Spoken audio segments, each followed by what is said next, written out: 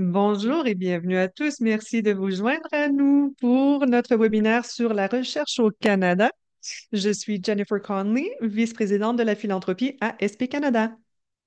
Avant de commencer notre programme, je vais passer en revue quelques points d'ordre administratif afin de vous garantir une expérience optimale. Pour choisir la langue dans laquelle vous voulez écouter, cliquez sur le bouton d'interprétation dans la barre de navigation en bas de votre écran et sélectionnez la langue que vous voulez écouter. Si vous écoutez en français, veuillez sélectionner Mute Original Audio. Nous sommes d'avis, ou nous sommes ravis que vous soyez si nombreux à vous joindre à nous pour ce qui promet d'être une discussion informative et inspirante. Aujourd'hui, nous avons l'occasion d'entendre des chercheurs en SP dont les travaux révolutionnaires font progresser notre compréhension et notre connaissance de cette maladie. À SP Canada, nous stimulons l'élan de la recherche sur la sclérose en plaques en investissant dans des travaux prometteurs en fonction de nos objectifs d'impact. Les objectifs d'impact sont les changements que nous voulons apporter à la sclérose en plaques. Faire progresser les traitements et les soins, améliorer le bien-être, comprendre et arrêter la progression de la maladie et enfin prévenir la SP avant même qu'elle ne commence. Un véritable changement se produit lorsque nous sommes tous unis par une vision d'un monde sans sclérose en plaques. C'est grâce à l'action collective de nombreuses personnes comme vous que des progrès considérables ont été réalisés déjà à ce jour dans le domaine de la sclérose en plaques. Vous êtes des ambassadeurs et nous sommes reconnaissants de pouvoir compter sur vous. Maintenant, nous allons maintenant entendre notre panel de chercheurs. Et si cette conversation vous évoque certaines questions, vous pourrez les poser dans la boîte de questions-réponses. Nous allons pouvoir y répondre à la fin. Euh, et répondre à autant de questions que possible, dépendamment du temps dont nous disposons. J'aimerais maintenant vous présenter notre modérateur. À l'origine, la docteure Pamela Valentine, présidente et chef de la direction chez SP Canada, devait se joindre à nous, mais elle ne peut pas être présente. Donc, nous avons donc le plaisir d'accueillir Benjamin Davis, vice-président de mission chez SP Canada. Il sera notre modérateur aujourd'hui. Je souhaite donc la bienvenue à Ben. Bonjour Ben. Merci Jennifer. Merci à chacun d'entre vous d'être ici. Il nous fait très plaisir que vous vous joigniez à la table ronde d'aujourd'hui pour nous faire part des projets incroyables, pour vous faire part des progrès incroyables réalisés dans le domaine de la recherche sur la sclérose en plaques. La recherche s'inscrit dans un cadre stratégique de SP Canada, découvrir, innover, agir. Et avec les objectifs d'impact que Jennifer vient de mentionner, nous disposons d'un plan d'action clair pour bâtir un monde sans SP. Nous avons la chance au Canada d'avoir un secteur de recherche de classe mondiale, composé de chercheurs en SP reconnus à l'échelle internationale, y compris les panélistes d'aujourd'hui.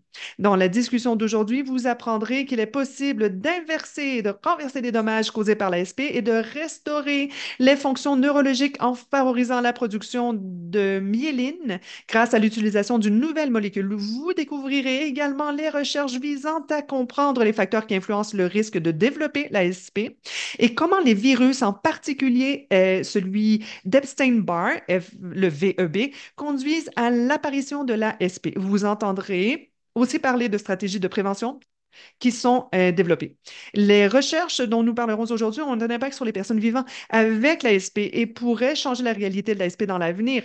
Cette affirmation-ci ne se fonde pas sur un simple espoir, elle se fonde sur les résultats que la science nous apporte. Nous aurons ici même le privilège d'écouter et d'apprendre de certains des plus éminents chercheurs en SP au Canada. Voici donc nos estimés panélistes. Premièrement, On souhaite la bienvenue à Dr. Mark Horwitz. Dr. Horwitz est professeur au département de microbiologie et d'immunologie à l'Université de Colombie-Britannique et titulaire de la chaire Sauder de virologie pédiatrique. Merci beaucoup de vous joindre à nous, Dr. Horwitz. Pouvez-vous nous donner une brève description de votre domaine de recherche? Oui, merci beaucoup. Je suis très heureux d'être ici. Nous nous concentrons sur la manière dont les virus affectent les maladies auto-immunes pour les dernières années. Nous nous sommes concentrés sur le VB et la sclérose en plaques, le lien entre ces deux phénomènes. Nous tentons de modéliser les mécanismes d'action. Merci beaucoup, c'est génial. Nous avons hâte de vous entendre. Maintenant, Dr. Anastasia Voronova. Elle est professeure associée au département de génétique médicale de l'Université de l'Alberta et titulaire d'une chaire de recherche du Canada en biologie des cellules souches neurales.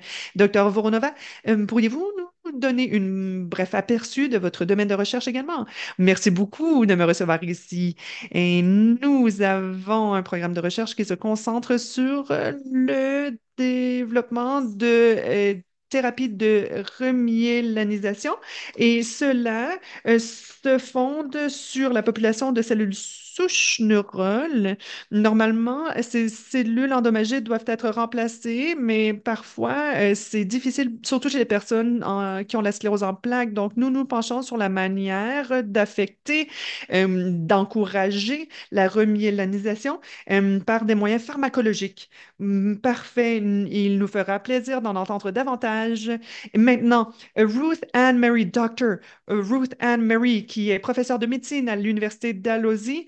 Elle est actuellement titulaire de la chaire de recherche clinique sur la sclérose en plaques et vice-présidente du comité directeur scientifique de l'International Progressive MS Alliance. Et Dr. Murray, veuillez exposer à nos invités votre domaine de recherche spécifique. Merci beaucoup de me recevoir aujourd'hui, de me donner l'opportunité de parler de ma recherche. J'ai quelques domaines d'intérêt. L'un d'entre eux est la manière dont des comorbidités telles que le diabète ou la haute tension, l'hypertension peuvent affecter les personnes avec la sclérose en plaques. Le but de tout cela est d'en réduire la progression, de réduire l'aggravement de ces conditions. Et je me concentre également sur la manière dont nous pouvons identifier les personnes avec la sclérose en plaques avant qu'ils aient leurs premiers épisodes de tic. Donc, des personnes qui ont des symptômes qui sont non spécifiques, mais qui peuvent nous aider à détecter en amont certains des développements de la maladie.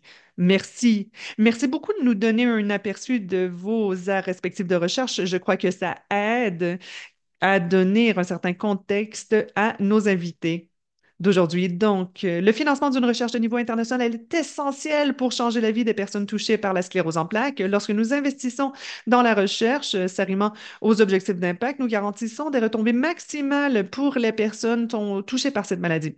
Grâce au soutien de la communauté et des donateurs, la communauté de la recherche sur la sclérose en plaques a fait des progrès exceptionnels pour atteindre ces objectifs d'impact, en particulier pour faire avancer les traitements et les soins. Ces dernières années, les interventions et les traitements sont considérablement améliorés, ce qui a permis de réduire les taux de mortalité et de retarder considérablement l'apparition de handicap. Il s'agit d'un progrès qui n'était pas possible il y a seulement quelques décennies et cela nous pousse à nous demander ce qui est encore possible. Et si nous pouvions arrêter et même inverser les domaines, retrouver des fonctions, retrouver la fonctionnalité. Donc, Dr. Murray, dans votre expérience en tant que neurologue, pouvez-vous nous parler de à quoi le panorama des traitements de la SP ressemble? Quels sont les résultats obtenus jusqu'à ce jour et quels sont, selon vous, les principaux besoins non satisfaits dans ce domaine? En fait, nous n'avions aucune thérapie qui était spécifique pour la sclérose en plaques lorsque moi j'ai commencé en tant que recherche par rapport aux rechutes, par rapport aux progressions de la maladie. Et lorsque je regarde le panorama de ce qui est possible, de passer de rien à des thérapies multiples où les gens ont des options, où ils peuvent choisir pour quel traitement ils vont choisir en tenant compte de leur efficacité, de leurs conditions spécifiques par rapport au fait que quelqu'un puisse être enceinte, qu'elle puisse allaiter. Je crois que c'est une avancée nette. Les gens maintenant ont des options de traitement qui permet d'avoir moins de rechutes, qu'elles soient moins sévères. Malgré tout, nous avons réalisé ce progrès, mais nous savons que nous avons déjà un problème quant à la progression des handicaps. Les gens voient encore une dégradation de leurs fonctions cognitives, physiques, et cela interfère avec la façon dont les gens voudraient pouvoir mener leur vie. Je crois que cela, la progression je crois que la progression de la maladie, la progression des handicaps représente le plus grand besoin auquel il faut pouvoir répondre. Docteur Voronova, compte tenu de vos travaux sur la réparation et la régénération du cerveau, pouvez-vous nous aider à définir le concept de réparation tissulaire et de régénération de la myéline? Et pourquoi ces processus sont-ils importants dans la sclérose en plaques? Ben, merci. Moi, je vais complémenter un peu ce que Dr. Murray a déjà dit et plonger davantage dans l'aspect de la prévention de la progression du handicap. C'est vraiment un pilier dans la régénération de la myéline. Ici, on a un processus qui codifie les nerfs dans le cerveau. Ça permet d'agir rapidement, de penser rapidement, mais ça protège également les nerfs. Ça les protège de l'environnement. Donc, la myéline, lorsqu'elle disparaît, fait en sorte que les nerfs deviennent vulnérables, elles deviennent endommagées, elles peuvent disparaître également, on peut les perdre, et dépendamment des aires du cerveau dans lesquelles ces nerfs disparaissent, ça peut donner une variété de symptômes. Donc, si l'on peut aider à la régénération de la myéline, on peut permettre de détenir et même de renverser certains des symptômes neurologiques et c'est un contexte anatomique cellulaire qui intéresse, pour ces raisons, grandement la communauté de l'ASP. Merci. Et comme une question de suivi, en fait, pour Dr. Voronova, depuis plusieurs années, l'ASP ou SP Canada soutient vos travaux sur une molécule cérébrale appelée PRAC. Fractalkine. Donc, pouvez-vous nous en dire plus sur cette recherche et sur le progrès que vous avez réalisé jusqu'à ce jour? Oui, je sais, c'est difficile à prononcer. OK. Mais tout ce que c'est, en fait, c'est une molécule qui est abondante dans le cerveau. C'est une molécule qui est abondante à l'état naturel. Nous regardons la manière dont les cellules communiquent les unes avec les autres dans le cerveau. Donc, nous communiquons ensemble, vous et moi. Eh bien, ces cellules souches également ont un système de communication. Elles ne fonctionnent pas de manière isolée dans le cerveau. Donc, nous avons intercepté le messager chimique qui permet aux cellules, à cette cellule, cette molécule de communiquer avec les cellules souches neurales. Et SP Canada est la première organisation qui a réellement cru en notre vision de la possibilité d'utiliser cette molécule pour communiquer avec les cellules souches neurales. Nous développons un modèle à la fine pointe qui nous permet de reproduire ces mécanismes. Nous avons des centaines de molécules que nous avons étudiées et nous sommes tombés sur quelque chose de très puissant qui nous permet de traverser certaines barrières pour reproduire certains mécanismes dans le cerveau. Et nous espérons pouvoir ainsi communiquer avec les cellules souches. euh, et donc, ça n'aurait pas été possible sans un investissement initial de SP Canada. Et j'ai tenté de bien prononcer ce mot toute la journée. Je n'y suis pas encore arrivée. Peut-être la prochaine fois. Peut-être qu'à la fin du webinaire, vous allez y arriver. Oui, c'était mon espoir. Merci beaucoup. Donc, une autre question pour vous. Plus récemment, vous avez parlé ou vous avez reçu, pardon, une subvention catalyseur de SP Canada dans le cadre de laquelle vous collaborez avec le Dr. Horwitz. Donc, pouvez-vous nous parler un peu de cette recherche, de ces objectifs? Oui. Si je reviens un peu en arrière, je vais faire un lien avec les différentes thématiques abordées parce que vu que nous développons des médicaments, j'ai dû fournir un plan sur 10 ans de ce à quoi notre essai clinique pourrait ressembler, notre approche qui serait adoptée. Mon équipe s'est rendue compte, ce faisant, qu'il y a beaucoup de modificateurs de la maladie en sclérose sclérose en plaques. Et en partie, c'est dû à notre code génétique. Nous avons tous des fautes de frappe, entre guillemets, dans notre ADN qui peuvent être bénins, sans aucun effet, ou qui peuvent réellement avoir des répercussions sur la manière d'évoluer de notre maladie. Certains vont avoir une progression dans la maladie qui va être beaucoup plus rapide que d'autres. Donc, lorsque nous mettons au point ces essais cliniques, nous devons définir bien qui vont être inclus, qui vont être exclus des essais cliniques pour nous assurer de nous pencher sur la population qui nous permet de mieux répondre aux besoins de la population atteinte de SP. Et nous devons où j'ai dû tendre la main avec Dr. Horwitz. J'ai dit la génétique, l'environnement sont toujours en lien, interagissent constamment l'un avec l'autre et il me semble que nous ne comprenons pas le lien entre ces deux éléments dans le contexte de l'ASP en parlant de VB et de son impact sur le développement de la sclérose en plaques. Nous ne savons pas, par contre, la manière dont chaque individu est influencé par sa génétique propre. Donc, et nous avons tenté de joindre nos esprits afin de voir la manière dont le VB et l'élément génétique peuvent interagir dans le développement de la sclérose en plaques ou sa progression. Merci. C'est une très belle manière de lancer le prochain sujet de notre conversation, puisque ça ne fait pas très longtemps que nous ne comprenions pas le rôle du virus d'Epstein-Barr en tant que déclencheur précoce de l'apparition de la sclérose en plaques. Et maintenant, ça apparaît comme pièce maîtresse du casse-tête de la prévention. Il y a quelques années, nous n'utilisions même pas le mot prévention. Cela semblait être un objectif lointain que nous espérions atteindre un jour, mais grâce à des découvertes récentes comme le lien entre le BV, avec le BV, la prévention de la SP semble plus proche que nous ne l'aurions jamais imaginé. Donc, Dr. Horwitz, pourriez-vous nous parler un peu de ce que vous savez actuellement sur le virus d'Epstein-Barr et du rôle que nous pensons qu'il joue dans la sclérose en plaques? Ah, voilà, voilà, je peux être entendu. Donc, le BV est un virus qui nous infecte presque tous avant nos 20 ans, hein. C'est très courant comme virus. Vous avez ce virus, vous avez une réaction qui vous protège pour le reste de votre vie, en principe. C'est un élément clé. Ce n'est pas comme un rhume ou ce n'est pas comme la COVID où on peut être infecté et que le virus s'en va. En fait, le virus reste. Il crée une situation dans laquelle il crée une situation dans laquelle il signe une trêve avec notre système immunitaire. Notre système immunitaire fait un sacrifice, il fait un sacrifice et ils décident tous les deux de continuer à coexister. Donc, c'est ce que fait le BV. Euh, le virus d'Epstein-Barr, le VEB. Donc, lorsqu'on arrive à nos 20 ans, il y a une association avec la sclérose en plaques, en fait. Si vous avez une infection avant les 3 ou 4 ans, la réaction est différente.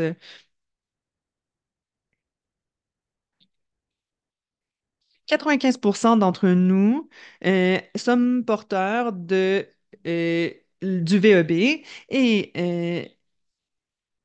c'est assez pour associer euh, le développement de la sclérose en plaques chez un certain pourcentage de Canadiens. Lorsque l'on regarde ce qui se passe avec le VEB, on a pris une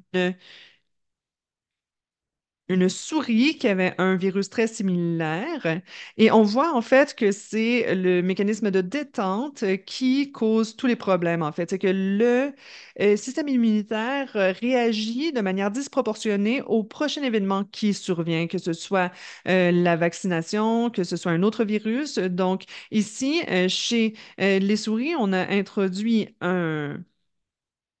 un virus très similaire et on a eu une réaction qui a ensuite ressemblé à la sclérose en plaques. Le système immunitaire réagit comme si le virus est en train d'attaquer et il veut réattaquer ce virus, répondre à ce virus. Donc, par exemple, on voit ça chez des personnes euh,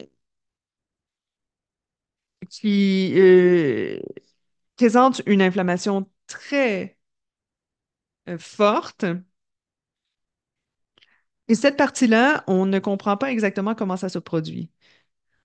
Donc, c'est là notre pensée, en fait, l'idée de base, c'est que c'est une approche passive. Il y a d'autres mécanismes comme l'activation des cellules T, mais la partie du virus est assez passive. C'est le système immunitaire, en fait, qui change, qui est modifié par la présence du virus chez certaines personnes.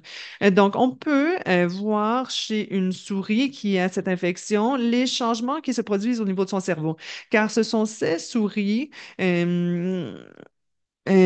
qui nous permettent de mieux observer des mécanismes qui ressemblent euh, à ce que présentent les êtres humains atteints de sclérose en plaques.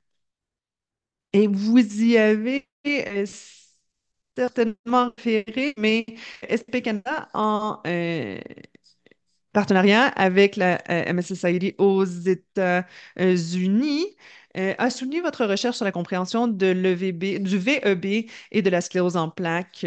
Donc, pouvez-vous nous parler de ce que vous avez appris jusqu'à présent dans le cadre de vos recherches sur le VEB? Oui, en fait, ce sont de petites subventions. Ce sont des projets qui ont été soutenus par la Sclérose en plaques Canada. Donc, la question, c'était si on pouvait se débarrasser du virus, c'est ce que ça donnerait, ce que ça aurait pour effet. Donc, on est en train de tenter de développer un vaccin. En fait, c'était déjà en cours pour le VEP, mais on se demandait ce que ça changerait, si ça changerait la surréaction, la réaction disproportionnée qui donne ensuite lieu au développement de la maladie, l'ASP. Donc, nous tentons de voir si le vaccin pourrait euh, prévenir le développement de la maladie. On se demande combien de temps il y a entre l'administration du vaccin et les effets que nous viserions par cela. Nous voulons également voir la possibilité d'usage d'un anticorps et d'y ajouter une cellule T, qui permettrait euh, de rendre cette méthode encore plus forte que les méthodes existantes d'anticorps. Donc, nous avons d'autres domaines de recherche. Il y a la méthode, entre guillemets, kick and kill. C'est là où on tente de s'inspirer de la recherche sur le VEP dans le domaine du cancer, où on tente de réactiver le virus, parce que le virus, comme je le disais, est normalement dormant. Si on le réactive, notre système immunitaire peut l'attaquer et on peut ajouter des outils pour attaquer ce virus. Donc, par exemple, des anticorps, des médicaments. Et c'est un processus qui pourrait aider à prévenir le développement de la sclérose en plaques ou de l'amoindrir. Donc, nous avons également analysé et obtenu des échantillons de sang et avons injecté ces échantillons des souris, de l'élément de ces échantillons à des souris, nous nous sommes rendus compte que le virus du VEB est transmis aux souris. Donc, nous savons que les rongeurs peuvent donc porter ce virus et nous pourrions les utiliser pour effectuer certaines recherches sur le VEB. Il y a une réaction disproportionnée chez certains individus, chez certains sujets, et nous pouvons euh,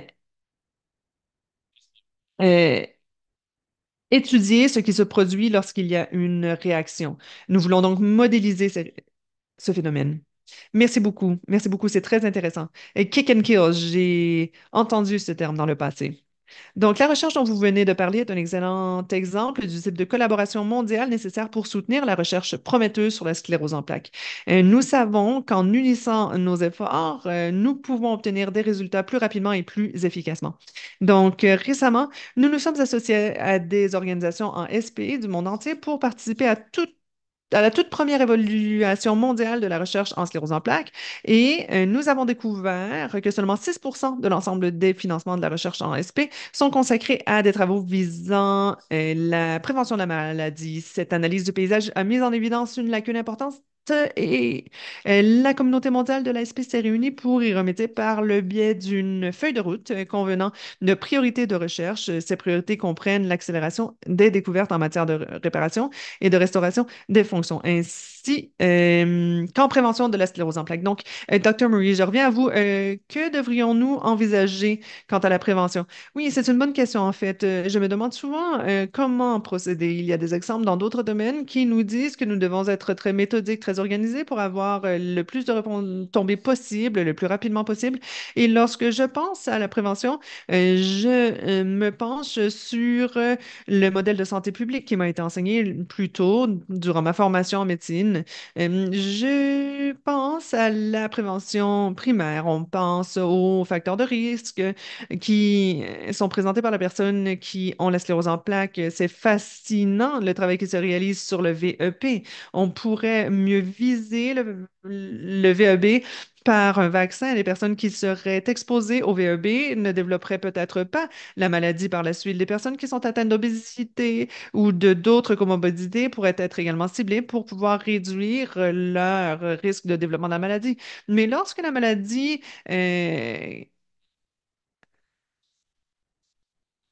lorsque la maladie a commencé, mais qu'elle est encore à un stade où la personne ne présente pas de signes typiques, en fait, il y a une certaine possibilité d'agir lorsque les personnes ne présentent pas encore de problèmes de mémoire, de difficultés visuelles ou de fatigue. C'est peut-être encore possible de d'agir. Plutôt, ce sont des signes qui ne sont pas nécessairement typiques de la sclérose en plaques. Également, il y a la rémyélinisation. Lorsque l'on détecte la maladie, on veut prévenir un développement euh, plus avancé de la maladie. Nous avons donc un certain nombre d'outils qui nous permettent de nous organiser pour ne pas tous être en train de travailler toujours sur la même pointe de la tarte. Il faut pouvoir comprendre la maladie dans son ensemble et voir qu'il y a différents leviers sur lesquels nous pouvons agir. Autre question. En dehors du VEP, quels sont les développements encourageants de la recherche au cours des dernières années qui suggèrent que la prévention est possible? Merci. Je crois que nous avons parlé beaucoup de prévention, mais primaire, mais il y a également la prévention secondaire qui m'intéresse beaucoup. Si nous pensons aux personnes, par exemple, qui ont des migraines, ils vont dire qu'ils savent que la migraine s'en vient parce qu'ils ont un changement d'humeur, un changement d'appétit, ils le sentent même la veille de la migraine. Il y a des avertissements similaires chez les personnes qui vont avoir une crise de sclérose en plaques, des personnes qui ont des épisodes de constipation, par exemple, bien longtemps avant l'émergence de la maladie, de ces symptômes typiques. Nous avons des preuves ou certaines évidences qui suggèrent que c'est le cas. Donc, des personnes qui ont l'ASP ont tendance à utiliser davantage de services de santé de 5, 10, même 20 ans avant euh, les développements clairs de symptômes de la maladie. Il semble y avoir des signaux au niveau du cerveau qui sont très précoces. Si nous pouvons détecter ces individus, nous pourrions intervenir plus tôt et prévenir le développement de la maladie. Ou l'évolution de la maladie. Des essais cliniques ont indiqué que des sujets ont des syndromes euh, de isolés. On effectue un IRM du cerveau. euh, Lorsque des IRM ont été réalisés chez des sujets pour détecter d'autres choses que la sclérose en plaques, on détecte qu'il y a présence des motifs typiques de la sclérose en plaques chez des personnes qui n'en ressentent pas du tout encore les syndromes, les symptômes. Ces personnes ont plus de chances de développer la maladie dans le futur. Si on utilise une thérapie en amont, une préventive, on peut réduire jusqu'à 80 l'émergence de la maladie, le risque de développer les symptômes au moins de la sclérose en plaques, les plus typiques. Et si l'on peut trouver les personnes dans cette phase précoce, on peut empêcher le développement de symptômes de la sclérose en plaques, ou on peut au moins les repousser. Les personnes vont pouvoir vaquer à leurs occupations, vivre leur vie telle qu'ils le veulent plus longtemps avant de développer des symptômes graves. Comment est-ce que SP Canada et d'autres organisations mondiales peuvent-ils travailler ensemble pour faire avancer la recherche et prévenir la SP? Je crois que la clé, c'est la collaboration. SP Canada a contribué considérablement aux efforts de la MS Alliance au niveau international. Nous tentons de répondre à l'absence de traitement, l'absence d'outils de prévention, en fait. Nous devons savoir ce sur quoi tout le monde travaille. Nous devons savoir là où se trouvent les lacunes et nous devons obtenir les connaissances pour pouvoir combler ces lacunes. Nous devons savoir qui réalise le travail le plus pertinent afin de nous assurer qu'ils reçoivent le soutien qui les sert le mieux, nous assurer que nous travaillons sur toutes les pointes de la tarte de l'ensemble, donc euh, des leviers possibles d'action. Et nous devons nous assurer que les agences de santé publique, les médecins généralistes sont au courant de ce que nous faisons afin de mettre à leur disposition tous les mécanismes de prévention possibles. Une fois que les gens savent ce qu'il existe comme option, ils sont motivés à rendre ces outils disponibles. Ce sont de bons moyens de veiller à ce que la prévention de la maladie se déroule dans le futur. Donc, merci beaucoup. Dr. Horwitz, je reviens à vous. Quel est votre point de vue sur la prévention de la sclérose en plaques? Eh bien, en tant que virologue, le vaccin me semble toujours être une chose fantastique. Le virus est un élément avec lequel nous nous développons depuis des milliers d'années, mais il me semble que tout ce que euh, tout ce à quoi nous appliquons ce vaccin, c'est les maladies immunitaires et le cancer. Nous devons aller au-delà de ça. D'un autre côté, cela n'aidera que les gens qui développeront éventuellement la sclérose en plaques dans leur vie. C'est une minorité de gens si l'on compare au vaccin qui est disponible pour la grippe, etc. Mais l'un des arguments en faveur de l'usage d'un vaccin pour la prévention de la sclérose en plaques, tel qu'il est le cas pour le vaccin contre la COVID, c'est que nous ne voyons pas un grand changement dans la transmission du vaccin.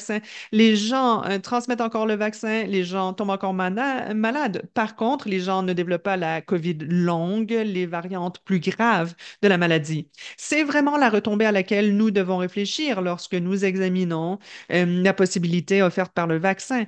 Ça a empêché les gens de mourir, ça a empêché les gens d'avoir à être hospitalisés, ça a freiné la maladie considérablement. Donc, les vaccins semblent bien s'insérer dans ce modèle, dans cette approche. Et c'est ainsi également que c'est appliqué dans le domaine de la cancérologie. Nous devons réellement travailler sur les gens à un stade précoce, identifier les sujets et leur offrir un traitement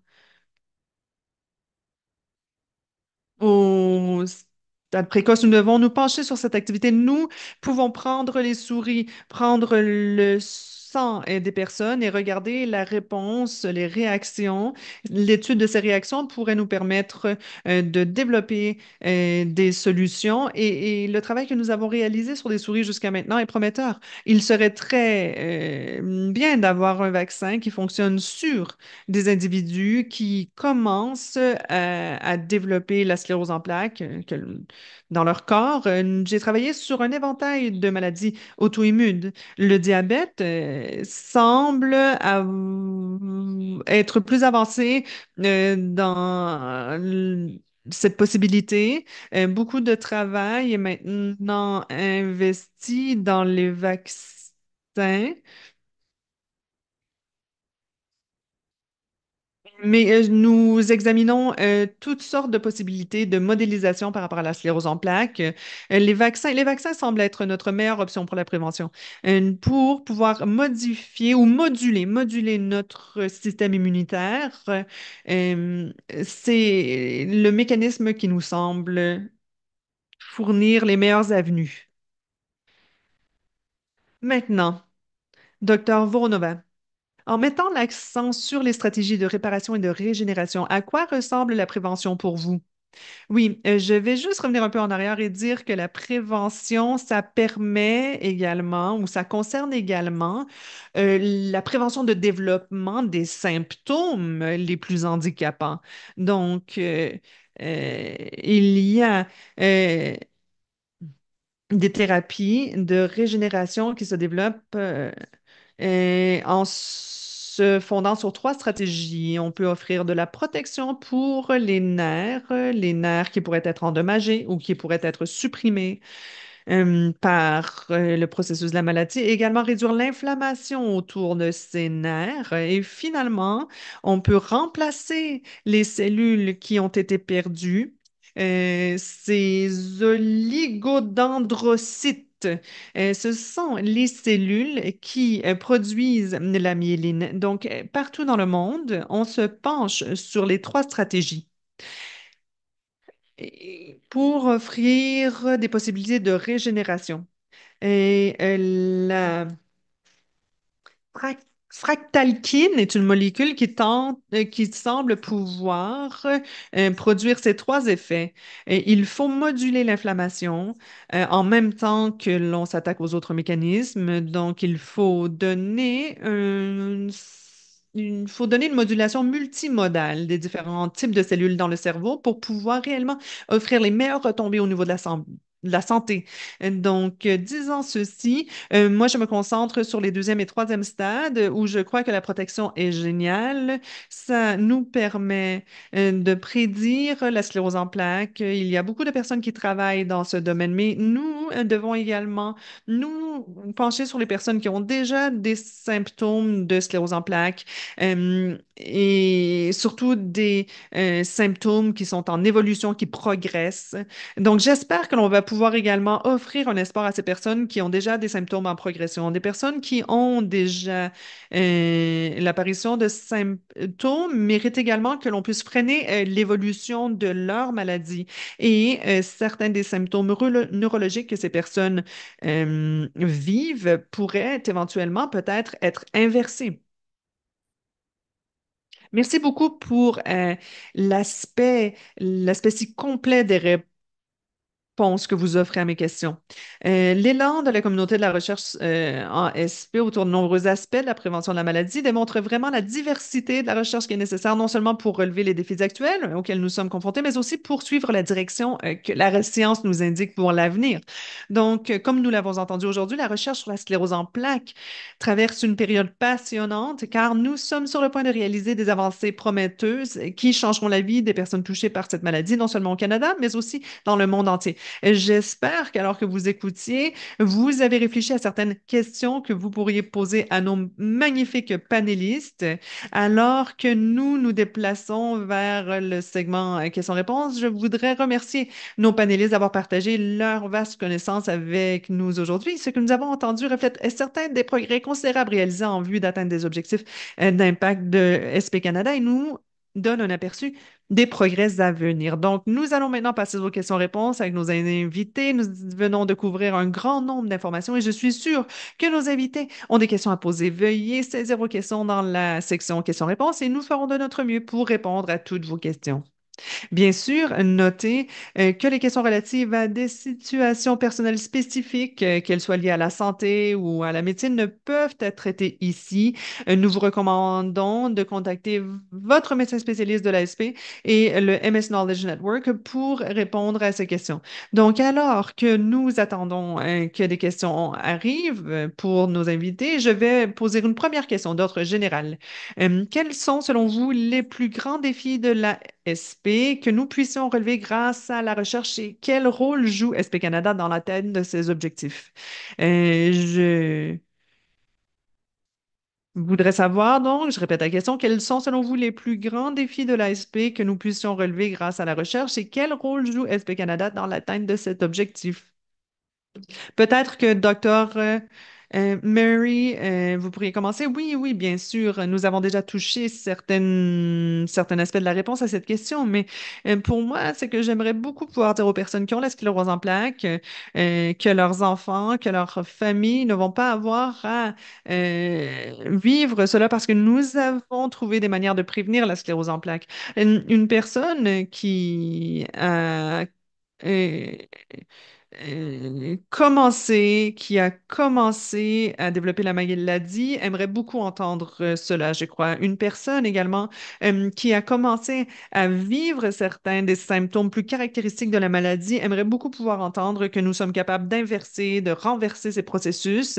Et lorsque quelqu'un est engagé dans ce processus de développement de la maladie, je crois que en fait, la SP Canada fournit du financement, c'est clé pour nous. Nous avons d'autres sources de financement, mais nous entrons en compétition à d'autres niveaux, au niveau gouvernemental, avec des chercheurs, par exemple, en diabète, qui se penchent sur d'autres maladies. Donc, avec SP Canada, nous savons qu'il y a une spécialisation, que c'est le domaine qui intéresse. Également, la recherche a besoin de financement constant, constant. Et, euh, et SP Canada est là pour rappeler au monde que c'est le cas, que nous n'allons pas pouvoir obtenir des traitements ou une prévention meilleure si nous n'effectuons pas de recherche. Nous pouvons réaliser des progrès beaucoup plus importants lorsque nous collaborons avec d'autres chercheurs. J'aime beaucoup le fait que SP Canada nous permette de nous rejoindre, de nous rassembler entre chercheurs. Nous pouvons échanger des idées, ce qui nous permet d'innover dans notre manière de faire les choses. Nous trouvons des interconnexions entre certains phénomènes et nous nous assurons ainsi de prendre un pas de recul. Ceci est un élément catalysateur. C'est l'une des raisons les plus considérables pour lesquelles SP Canada est- euh, qui explique l'importance de SP Canada dans sa contribution à la recherche en SP. Oui, merci. Maintenant, une question pour Dr. Horwitz qui vient du public. Pouvez-vous expliquer pourquoi le VEB, qu'est-ce qui est particulier par rapport au VEB? Qu'est-ce qui le différencie d'autres virus? Qu'est-ce qui le distingue? Oui, tout à fait. Je vais répondre. Le VEB, sa particularité, c'est qu'il reste en nous. Il demeure en nous, mais il demeure dormant. Ça modifie la manière dont réagit le système. Il y en a d'autres qui font la même chose. Par exemple, l'herpès. Il y a donc d'autres virus qui peuvent demeurer en nous. Mais le VEB, l'un des problèmes qu'il pose, c'est que vu qu'il choisit la cellule B pour y demeurer, c'est que chaque fois que cette cellule est sollicitée, qu'il y a un roulement dans ces cellules, qu'elle est éliminée, qu'elle est remplacée, le virus doit trouver une autre cellule pour demeurer en vie. Donc, il doit passer d'une cellule à l'autre, ou il doit changer d'organisme carrément. C'est pour cela qu'il continue euh, il doit demeurer aux aguets, en fait. Il espionne notre système immunitaire pour savoir s'il doit changer de cellule pour survivre. Donc, le VEB est toujours au courant de ce qui se passe dans notre corps, dans notre système immunitaire. Et ça, c'est significatif pour la SP. Il y a un lien entre le VEB et d'autres maladies. Et cela nous permet de modéliser un peu ce qui se passe dans son interaction avec la SP. Donc, Hum, on n'y pense pas couramment, mais beaucoup d'autres virus, par exemple la COVID a un stade latent ou dormant. Et ça impacte peut-être les phénomènes qui se produisent dans notre corps à long terme. Ça a une interaction potentielle avec d'autres maladies qui vont se développer. Les cellules B sont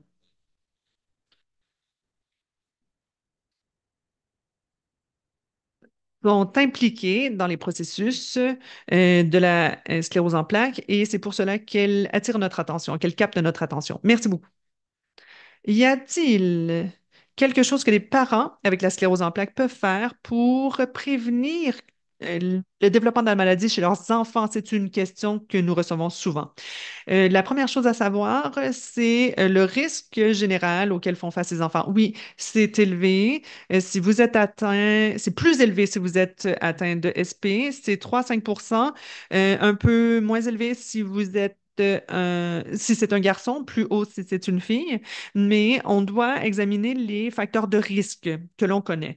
Donc, on sait que l'exposition à la fumée de cigarettes, ça augmente le risque, que ce soit vous, qui fumiez ou bon, que vos enfants soient exposés à la fumée secondaire de quelqu'un d'autre, l'obésité également, surtout pour les filles et à l'enfance, ça augmente le risque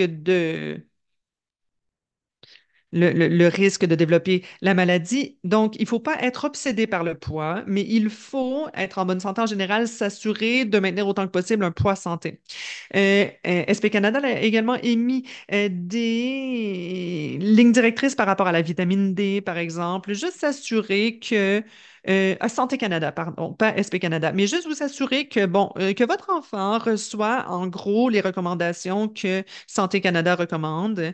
On veut offrir des lignes directrices, des instructions plus spécifiques de mesures qui peuvent être prises si vous avez la sclérose en plaques. Par exemple, une liste de vaccins qui sont plus spécifiquement pertinents pour vos enfants dans ce cas-ci. Voilà. Maintenant, docteur Vronova, à quel point vous vous approchez de l'essai clinique sur les humains? Je ne suis pas neurologue, donc c'est très important de le prendre en compte. Mais nous travaillons avec beaucoup de neurologues qui anticipent la manière dont on va pouvoir mener les essais cliniques. Donc, peut-être que vous avez entendu parler des antihistaminiques, également un médicament qui est utilisé couramment pour le diabète. C'est une manière pharmacologique d'interagir avec les cellules qui sont impliquées dans leur remyélinisation. Donc, peut-être qu'il y aurait possibilité également de transplanter des cellules souches dans le cerveau et de lui permettre ainsi de se réparer. Donc, il y a un essai clinique mené par Stephen Goldman. Je peux vous dire que c'est encore un essai précoce. Ce n'est pas encore prêt pour des applications cliniques. Je dois le spécifier. Par contre, le fait que nous soyons en train de préparer ces essais cliniques, c'est vraiment un pas positif dans la bonne direction. Par contre, on n'est pas encore là. Donc, il y a un certain échantillon, une certaine ligne du temps vers laquelle nous tentons de converger avec d'autres chercheurs dans le monde. Nous n'avons pas encore de date butoir fixe, mais j'ai un très grand espoir que nous puissions tous nous rejoindre dans la réalisation de ces efforts. Vous allez aimer, Dr. Murray, cette question. Y a-t-il possibilité de se concentrer sur la détection précoce? Comment pouvons-nous rendre le diagnostic plus rapide, plus facile? C'est une chose que nous avons discuté. La phase prodérmale devrait nous intéresser. Nous réexaminons nos critères diagnostiques. Quand quelqu'un se présente avec certains symptômes, on voudrait pouvoir effectuer le diagnostic sans faire autant d'IRM, sans de tests. Ainsi, on pourrait détecter plus rapidement la phase prodérmale, pendant laquelle les gens ne présentent pas encore autant de symptômes, devrait être une phase cruciale d'intervention. Donc, y a-t-il des indications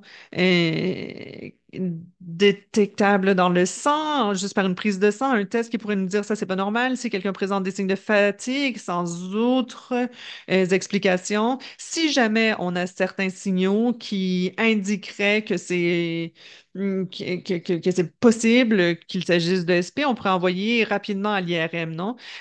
Au lieu de dire non, ce n'est pas très probable, donc On veut réduire le nombre de critères diagnostiques qui permettent aux gens de solliciter les tests d'imagerie parce que cela est nécessaire pour avoir une détection précoce. Si l'on voulait effectuer des tests sur toutes les personnes qui ont des signes, des signes, ce ne serait pas productif parce que ça créerait un achalandage trop grand dans nos canaux euh, dans nos, dans nos canaux hospitaliers, dans les ressources qui existent, mais voilà. Et qu'est-ce que vous voyez comme étant un défi, le plus grand défi de la recherche, et comment agit SP Canada pour aider à relever ces défis? Ben, je vais dire, SP Canada fait un très bon travail. Premièrement, en permettant aux gens de se rassembler, euh, on a de la formation et Ruth l'a dit, c'était une très belle réponse. SP Canada fait tout ce qu'elle doit faire. Euh, Si on avait plus d'argent, évidemment, on pourrait en faire plus. S'il y avait plus de manières de nous organiser dans nos efforts de collaboration, ce serait génial. Oui, mais je sais que tout coûte de l'argent, rien n'est gratuit. Et c'est pour cela que je crois que nous pouvons dire que nous en faisons beaucoup, beaucoup, que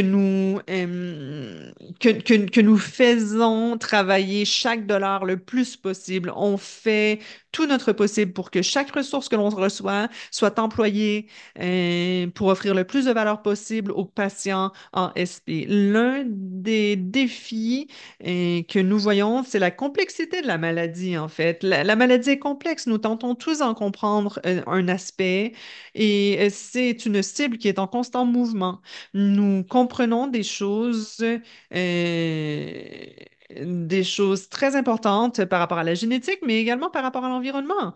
Et nous devons comprendre les variations génétiques qui sont en jeu et leur interaction avec l'environnement. Tout se complexifie constamment. Mais ma réponse, c'est de dire comment est-ce qu'on peut traiter les gens, comment on peut offrir un mieux-être aux gens. Euh, c'est euh, c'est multifacétique, en fait. Il faut peut-être éradiquer le virus, gérer le virus, il faut peut-être agir sur l'environnement, faire de la détection génétique, mais tout ce que je peux dire, c'est que euh, la manière de relever le défi, c'est d'en faire toujours plus. Voilà. Je vais vous poser la même question. Docteur Voronova, en fait, qu'est-ce que vous concevez comme l'un des défis les plus cruciaux de la sclérose en plaques et comment est-ce que SP Canada permet de relever ce défi? Je vais tenter de résumer ou de rejoindre certaines des réponses qui ont déjà été données par mes collègues. Je crois que l'un des défis les plus significatifs, c'est de comprendre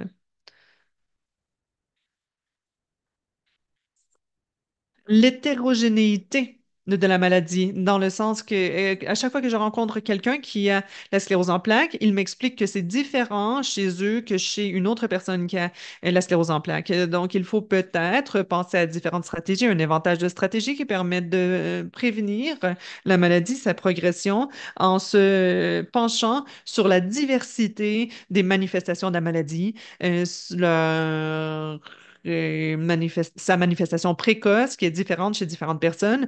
Donc, toute la recherche que nous menons déjà peut contribuer à avancer sur ce front. Mais il faut également se demander comment aider la population spécifique de gens qui ont déjà la maladie et qui ont une réponse commune, par exemple une réponse inflammatoire ou une lésion ou une certaine réaction à un médicament. Je crois que c'est toujours à mon esprit. Si l'on avait un médicament, je me dis, OK, comment est-ce que l'on pourrait mener les essais cliniques? Est-ce que l'on a les moyens de suivre la progression de la maladie? Est-ce que l'on a les moyens de suivre les fonctions restauratrices, processus de restauration de manière compréhensible, d'une manière que nous pourrons livrer des résultats le plus rapidement possible? Et y a-t-il une Une manière de comprendre l'individualisation de la maladie. Pourquoi les patients sont-ils si différents les uns des autres quant à la manifestation de la maladie? Vont-ils répondre tous de la même manière aux médicaments s'ils ont des manifestations distinctes de la maladie? C'est une autre question importante. Si quelqu'un a beaucoup de dommages au niveau de la myéline, si la myéline est très endommagée versus quelqu'un dont la myéline n'est pas très endommagée, devrons-nous intervenir au même moment chez chacun de ces individus? Ce sont des choses, des questions que nous nous posons. Nous voulons être prêts à répondre à cette question. Quand intervenir? Est-ce que nous le faisons lorsque la maladie en est à un stade moins développé ou plus développé? Également, s'il y a un médicament qui serait utile chez certains segments de la population, comment est-ce que l'on fait pour cibler cette population, pour seulement donner ces médicaments à cette population chez qui elle serait efficace? La plus pertinente. Donc, j'espère que nous allons pouvoir préparer certains paramètres qui seront utiles dès que nous aurons des données probantes au niveau des essais cliniques pour que la pratique médicale puisse suivre le plus rapidement possible. Donc, merci beaucoup. Merci beaucoup pour vos réponses aux questions qui ont été posées et merci pour toutes les questions qui ont été posées. C'est vraiment très prometteur. Je crois que tout le monde a très bien participé.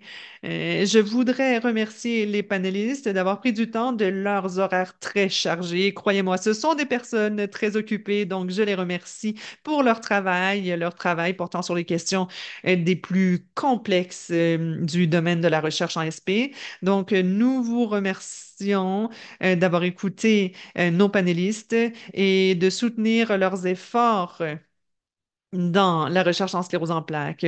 Pour clore l'événement aujourd'hui, je laisse la parole à Jennifer Conley, vice-présidente de la philanthropie à SP Canada, pour qu'elle dise quelques mots.